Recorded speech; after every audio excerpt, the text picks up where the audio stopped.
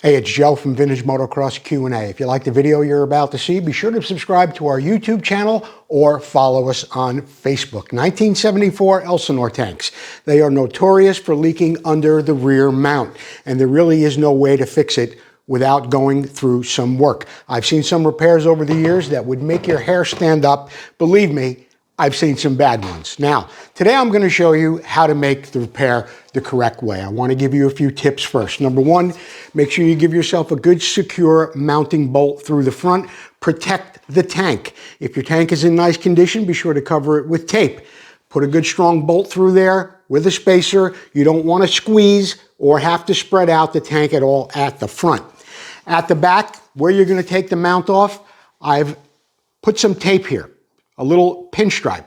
That's exactly where I'm going to cut it. You're going to want to cut that mount off right on the weld, closer to the mount itself than to the gas tank, because you don't want to cause additional damage on the tank. That's why I've been telling you, make sure you protect the tank and cover it with tape. Do whatever you have to do, but don't cause yourself any additional damage on that. When you get done, if you have a quality welder, you're going to have a mount that looks like this, and you're not going to have any leaks. All right, let's get over to the vise. I'll show you exactly how we're going to do it.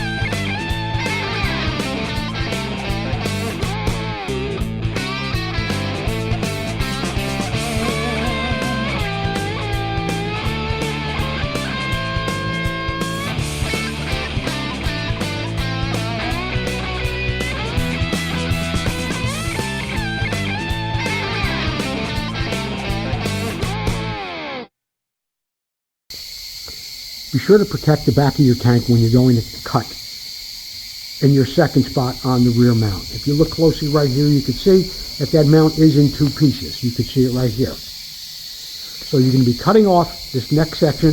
I taped it off because I want to cut it exactly in the center of the weld so that I can get off that piece on the bottom. But protect your tank with duct tape or whatever you might have.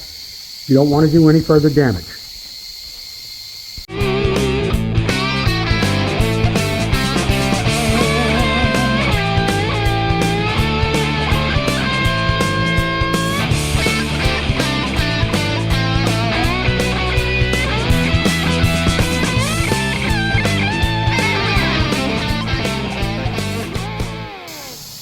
The last quarter of an inch of that weld you're not going to be able to get with your cutoff wheel unless you have a really big wheel, and the center of your cutoff or your die grinder is big enough to fit out here. So you need like a 6-inch cutoff wheel. You're not going to be able to do that. So what we have to do is we have to cut off the remaining quarter of an inch with the hacksaw.